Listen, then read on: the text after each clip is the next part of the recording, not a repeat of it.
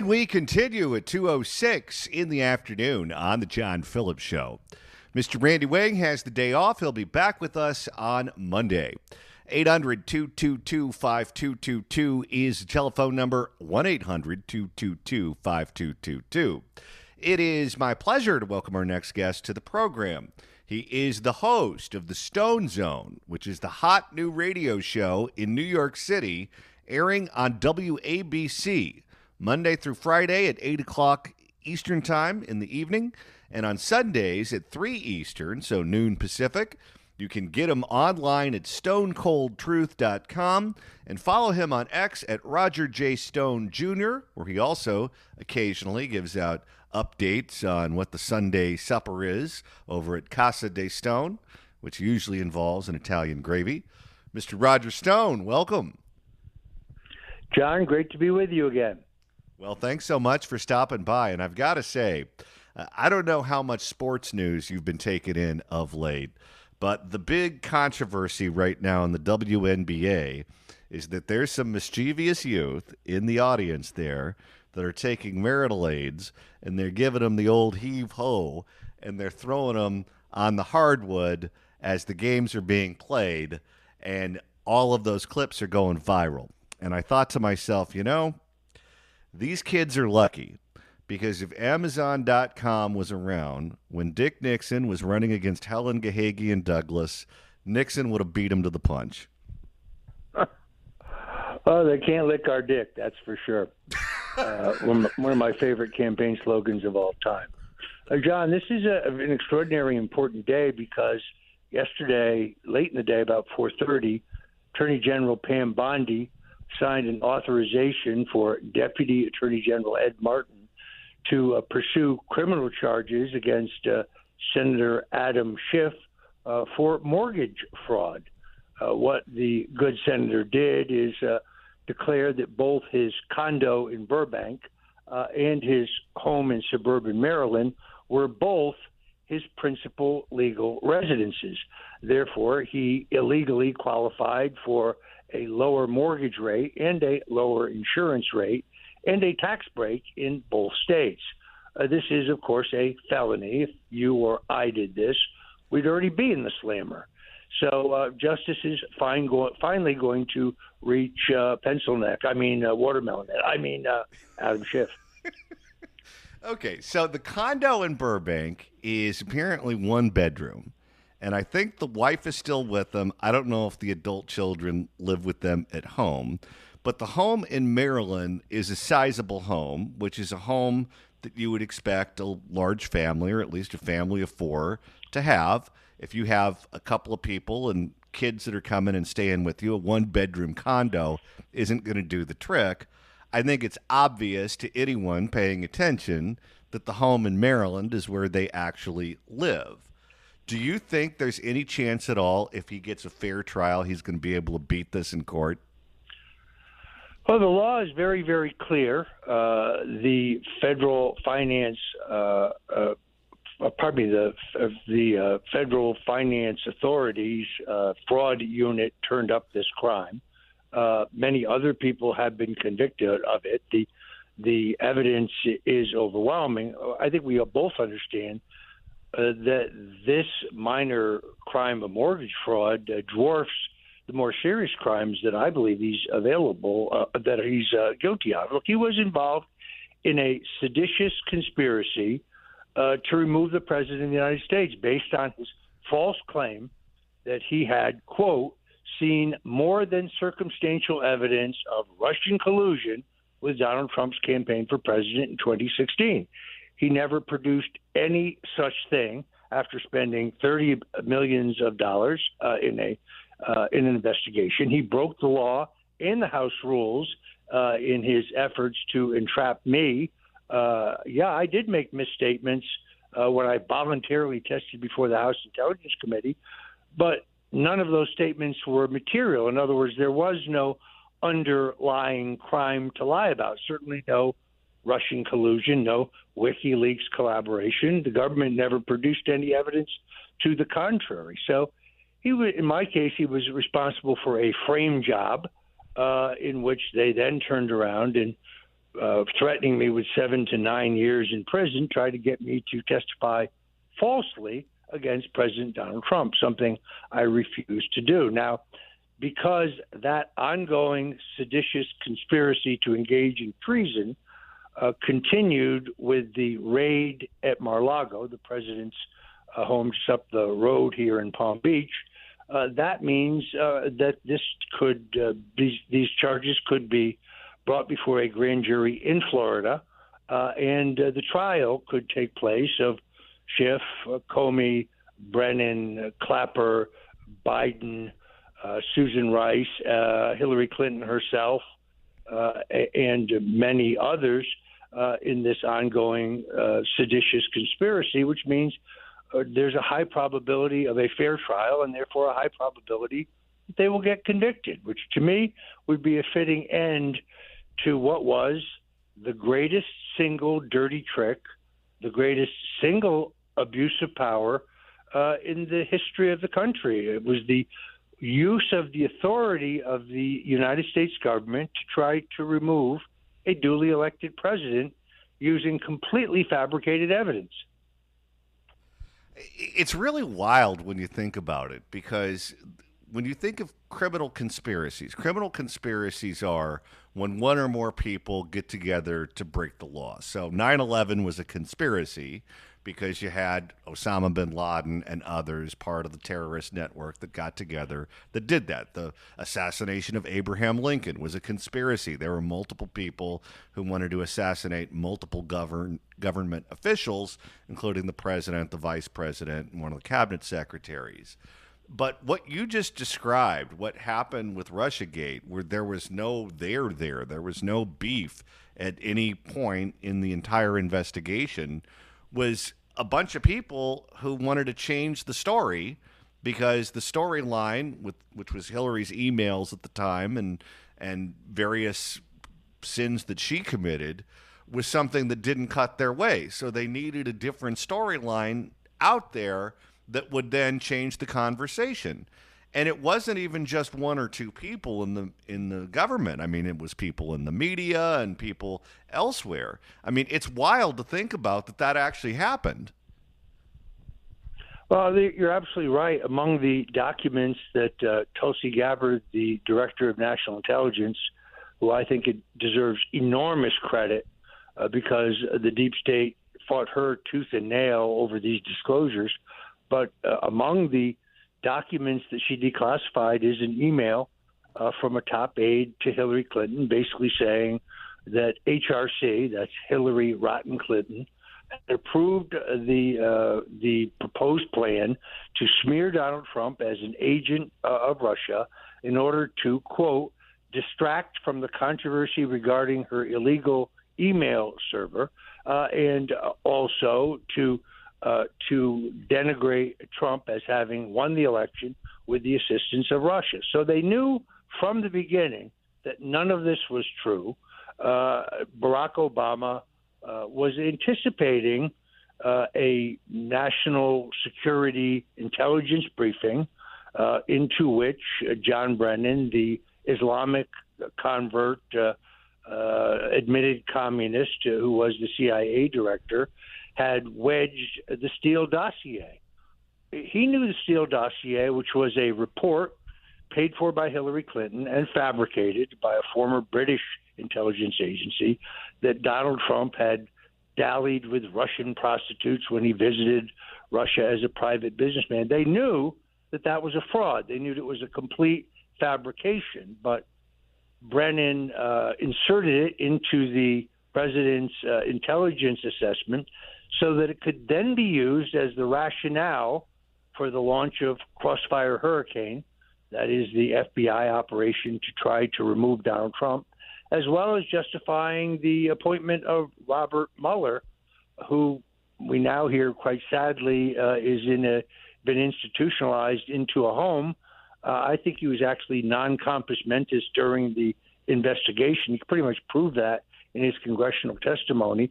So at least we know what his defense will be. He's going to claim an insanity defense when he's charged with seditious conspiracy and treason.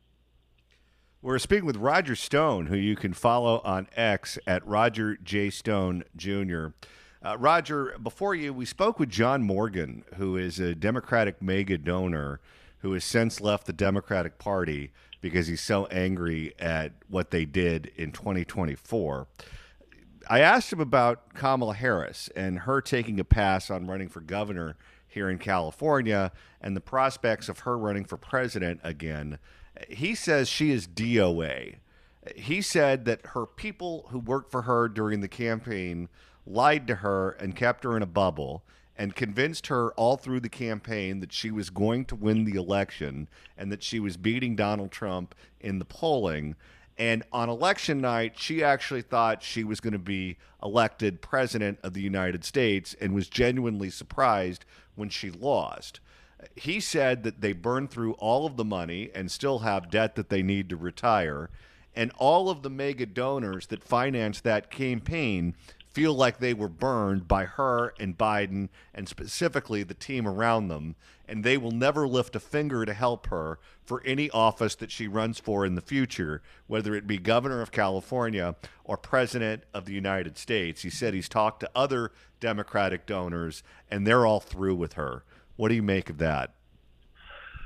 Well, John Morgan is a very smart guy. His law firm, Morgan Morgan, of course, is one of the sponsors of the Stone Zone at 77 WABC Radio in New York.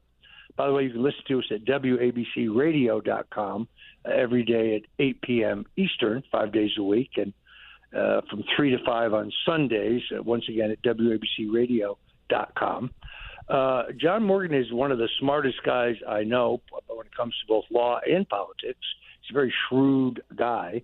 He was very close to the Bidens, not so close to Kamala.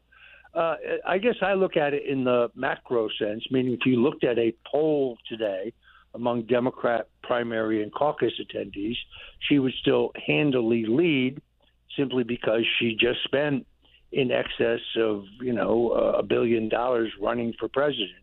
Running, I must say, probably the single worst campaign in American political history.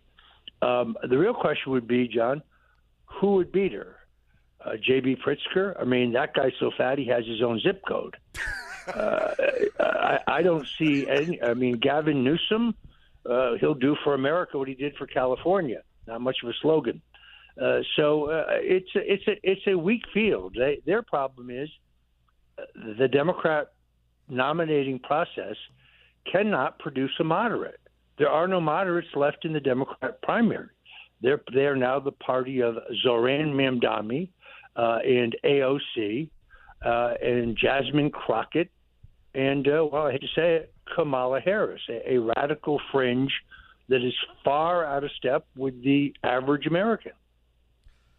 Now that Kamala Harris announced that she wouldn't be running for governor of California, the state's lieutenant governor, Eleni Kounalakis, who is a member of one of the top 10 richest families in the state of California, family of billionaires, where she could have come in with Meg Whitman money, which I think would have made her a favorite to make it on the November ballot, and I don't think there are many people who dispute that. She announced this morning that she's dropping out of the race and will run for state treasurer instead. The Democratic Party despises Katie Porter. They hate her guts. Specifically, Nancy Pelosi hates her guts. And right now, she's polling in first place with Steve Hilton, formerly of the Fox News Channel, a Republican, polling in second place. Rick Caruso has not announced what he plans on doing quite yet.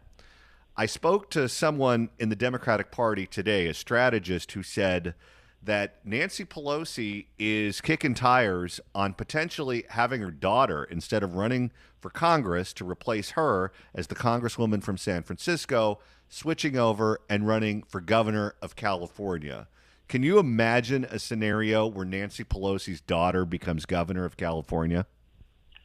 Well, of course, I think Nancy Pelosi should be prosecuted both for her enriching herself through all of her inside trading, but also for her role in the Fedsurrection of January 6th. On the other hand, California, as you know, extraordinarily expensive state to run for statewide office. It would seem to me with Kamala Harris I think wisely, taking herself out of the contest. It's probably a wide open contest. And of course, it's certainly in the Bay Area, or the Pelosi name is probably among Democrat voters, probably quite good. Now, you have the jungle primary system in California, which I still find kind of astounding, in which all candidates of any and all parties run in one election, and the two top vote getters then face off. But we got to be honest with you, John, I haven't been enthusiastic about a candidate for governor of California since Joe Schell ran. Joe Schell, of course, is the father of Barbara Stone, who is a regular guest on this program and a big football star over at University of Southern California. All right, Roger, we're going to have to leave it there. Have yourself a great weekend. And, of course, don't forget to listen to Roger on WABC Radio. You can hear him Monday through Friday at 8 p.m. Eastern, 5 p.m. Pacific, and on Sundays at 3 p.m. Eastern, noon Pacific. You can get Roger online at stonecoldtruth.com and follow Roger on X at Roger J. Stone Jr. Roger, thanks so much for stopping by on this Friday. Have a great weekend. Great to be with you, John. God bless you. It's the John Phillips Show. It's the John Phillips Show on this Jimmy Buffett Friday. If you'd like to email the show, you can do so at johnnydon'tlikeshow@gmail.com. That's johnnydon'tlikeshow@gmail.com. And with the end of the week and the end of the show quickly approaching, if you want to continue listening to us all weekend long, that's easy to do. All you have to do is subscribe to the show on your handy-dandy iPhone, and you can enjoy it at 5 a.m. on Saturday, at 10 p.m. on Sunday, and all points in between. You can also celebrate summer at Resorts World Las Vegas. Resorts World Las Vegas offers a 5.5-acre pool complex with 5 unique pool experiences and the largest elevated pool deck on the Las Vegas Strip. IU Day Club is a stunning oasis inspired by the islands of Southeast Asia.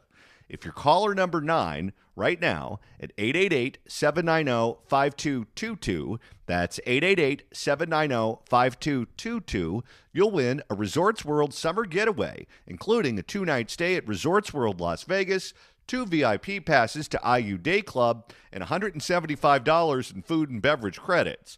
All of this provided by our friends at Resorts World Las Vegas, now offering no resort fees and complimentary parking. Good luck dialing.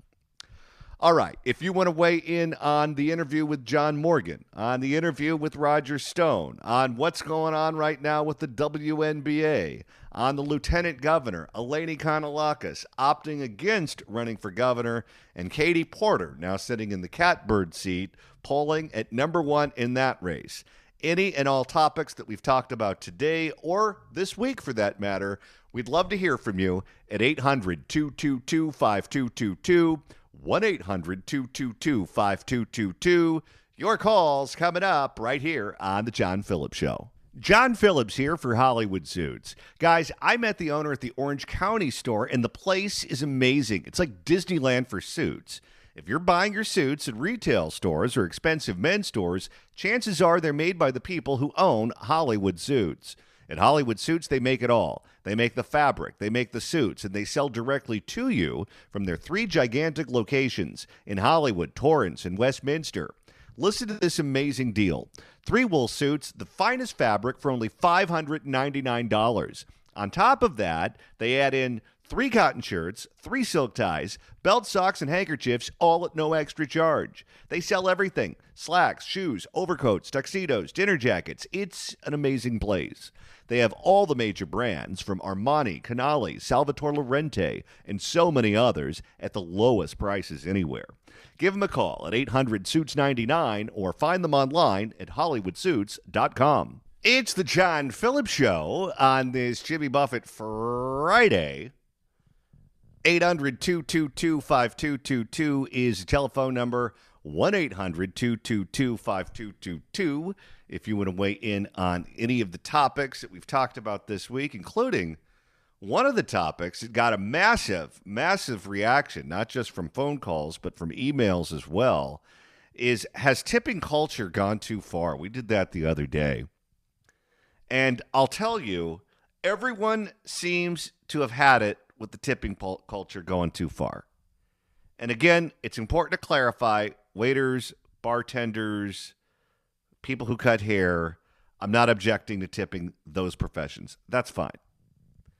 But the other day, I was making a donation to my nephew's cross-country team, and you do it on the computer, and you put in whatever money you're going to give to the cross-country team, and then at the end, they ask for a tip. And I thought to myself, there's no human being involved in this. I didn't talk to anyone on the phone. I'm not dealing with anyone in person. I'm dealing with a computer. Why in the world would I ever tip a computer? Computer didn't do anything for me. It just took my credit card information. But they all do. Are we now supposed to tip the Amazon man whenever they take your order? When you order the pizza, are you supposed to tip the computer and then tip the person who delivers the pizza? Is that what we have to do now? I also mentioned what happened at LAX. I was getting a candy bar and a newspaper at the Hudson Book, and when I was checking out, after I was the one that found the newspaper and I was the one that found the Twix bar, they then asked me for a tip as I was checking out. The person didn't even say good morning that was sitting in the chair that rang me up. Why is it that they deserve a tip? So tipping culture, that's gone too far. And a lot of you wanted to weigh in on that. And you did at 800-222-5222 and via email at johnnydon'tlikeshow@gmail.com. The other one that got a big response this week was the Trump administration deciding that they would no longer allow SNAP benefits, food stamps, to be used for sugary sodas because this country is too damn fat and too many people have diabetes. And if you want to go out and buy your own sugary soda, you can go ahead and do that. But they don't want the government buying it for you with SNAP benefits. SNAP benefits are meant for healthy, nutritious food. And Dr. Pepper doesn't count. I don't care if doctor's in the name. It's not healthy. You can have it on occasion. You're not supposed to guzzle it, though, which is what we're doing collectively as a people. And that's the reason why so many of us have a little junk in our trunk and a spare tire in the front, sometimes a snow tire. We have to start eating healthier if we expect to live longer without as much chronic illness. And Robert F. Kennedy Jr. said the federal government is done being our enabler. They're not doing that anymore. That was a big one this week. We got a big response to the interview with John Morgan from Morgan & Morgan, Democratic mega donor who is pulling the plug on Kamala Harris. Said that she burned all of her donors, and because of that, they're not going to give her another red cent. They're through with her. And I don't blame them. Because when you're the nominee of a major American party, you have a 50-50 shot at getting elected, or at least in theory you do. We have two parties. It's not Europe where we have the parliamentary system and there's 9 million parties. That's not how it works here. Democrat or a Republican. Every once in a while, you'll get a Ross Perot or a John Anderson or Theodore Roosevelt, someone like that that runs on a third-party ticket that may not be a favorite but has some degree of viability, let's say. There was no third-party candidate this time around that had any traction at all. It was Trump or Kamala. And so all the Democratic donors got behind Kamala, thinking that she at least had a 50-50 shot at winning the election. Well, when you go back and you look at the numbers and you see what her internal numbers said all through the campaign, at no point was Kamala Harris in the lead in this race. From the moment when Grampy Joe dropped out of the race until the votes were counted, she was going to lose. And when Grampy Joe was there, Grampy Joe was going to lose. So if you're a Democratic donor and you're looking at these numbers and you're looking at these candidates and you see zero viability the whole way through, and they think that they did everything right, or they think that the people around them failed and that they were a good candidate, and they were such a good candidate that they deserve to come back again, and you should open up your checkbook and you should start writing them checks so that they have viability electorally. Why in the world would you ever do that? Because that's what she thinks. In those books about the election, she is convinced that the short campaign is what killed her. That if she had an entire presidential campaign, she would have won that election. But when you talk to the people who did her number crunching and you talk to the people who ran her campaign, they tell you the opposite. They all say if the election went on longer, she would have lost by more. That's not coming from the Republicans. That's coming from the people who work for Kamala on that campaign. That is what they had to say. So if you gave her money and she wants more for future races and you give it to her again, you're a fool. And John Morgan is no fool. So he's all tapped out. If you want to weigh in on any of those subjects or more on any of the topics we've talked about this week, give us a call at 800-222-5222, 1-800-222-5222. Let's go to Mary in San Fernando. Mary, welcome. Hi, John. How are you? Good. Yeah, I'm calling about Adam Schiff. I was a constituent of his when he was a congressman, and obviously I'm now still a constituent in the state of California. Adam has not lived in California since 2004. I'm a real estate broker. When he sold his house in Burbank, he then bought the condo that was brand new that they built in the mall there, a 600 square foot condo. He immediately moved his wife and both his children to Maryland. The school records show that. I cannot believe that they won't do anything about him. Basically, I mean, he shouldn't have been congressman, and he shouldn't be the senator. Here's my guess. My guess is he didn't commit bank fraud when he said that home in Maryland was his primary residence.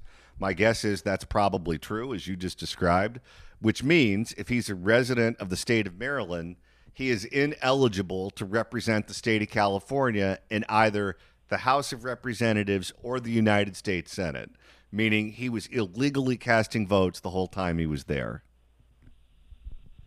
And I have reached out to, I can't tell you how many committees in Congress, and it's like nobody has done anything about it.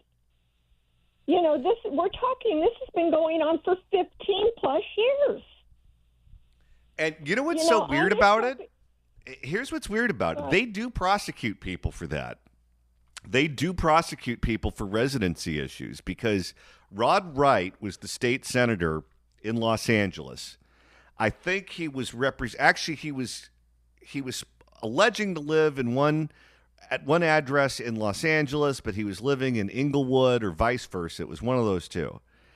And they determined that he did not actually spend his time where he claimed to live. And they tried him and they convicted him, and I think they put him in jail. And then you had Richard Alarcon, who was running for office in the San Fernando Valley, claiming to live at one house when he actually lived in another. They proved that he was lying about his residency, and they put him in jail, too. It's ridiculous. And what's her name? Waters? Yeah, she lives in Hancock Park. She lives 2 blocks out of her district. Yeah. She lives 2 blocks out of her district. Yeah. I mean, we proved that when she was running against that last guy that ran against her, you know? It's not illegal. Like they don't do anything. Here's the thing. It's not illegal to live outside your district if you're a member of the House, as long as you live in that state. It is illegal to live out of your district if you are a member of the state legislature or the city council. That is illegal, and that can result in prosecution. Adam Schiff doesn't even live in the state of California. He lives in Maryland, which means he is ineligible to represent us in the Congress. And you're 100% correct with everything that you said on that topic. Thank you for the call. Let's go to Nina in Irvine. Nina, hello. Hi, John. Nice talking to you. I want to make a comment on the two things. Katie Porter can very well be in California because California voters are so stupid. They never focus on a policy or their track record. And then when they cry about everything happens to California. This has been ongoing, and this is the reason why I have a Newsom 3-time recall, and he still keeps winning. And this is why we have a current boss in LA County who does nothing but a disaster for the county. Second comment I have is your big donor for a Democratic donor. Why are they keep donating stupid people? I mean, look at the Kamala Harris. She has not accomplished a single thing being in the government for all these years, and they're willing to put them in an office at the cost of the U.S. citizens, which is, I don't understand those powerful, educated, wealthy people willing to support them. Well, this guy says he's done, and he's never given her another cent. So he certainly found Jesus with her. Thank you for the call. I appreciate it. Let's go to Sean in Covina. Sean, hello. Greetings, John. Kanalakis is in the running for governor because her billionaire father is pulling the plug because the state's bankrupt. He doesn't want her to ruin the good name of the family when the state goes bankrupt with all the problems. It's just like having her become the captain of the Titanic. Not a wise thing to do. You know what's funny? It's funny that you mentioned that because I read her statement that she put out after the news broke that she was dropping out of the race. And she went through all of these issues that she says she cares about. She said she's going to run for state treasurer instead and what she plans on doing if she's elected to be state treasurer. And then at the very end, she thanks her father. She didn't thank her husband. She thanked her father because her father was the one that was going to have to pony up the money, which might have even been $100 million, to make sure that she had what she needed to win the race. And I would imagine he's going to pony up whatever money it takes for her to win for California treasurer, and he was the guy that got the mention. You are correct. I think he'd rather buy an island in Greece than buy a sinking ship in the United States. You might be right there, sir. 800-222-5222 is the telephone number, 1-800-222-5222. If you want to weigh in on any of the topics that we've discussed today or earlier in the week, I'd love to hear from you at 800-222-5222. It's the John Phillips Show. It's the John Phillips Show on this Jimmy Buffett Friday. And the weekend is almost here. If you want to email us, you can do so at johnnydon'tlikeshow@gmail.com. That's johnnydon'tlikeshow@gmail.com.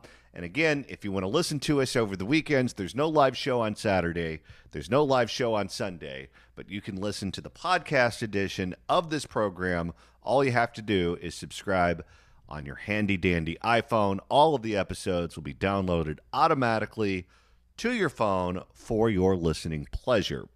Randy, of course, has been on vacation this week, but he is back with us on Monday at noon, and he'll also be producing new episodes of the News Blitz with Randy Wang, which, of course, airs at 5 o'clock in the afternoon on KABC in L.A. All right, let's go to Stuart in Fremont. Stuart, hello. Hello, John.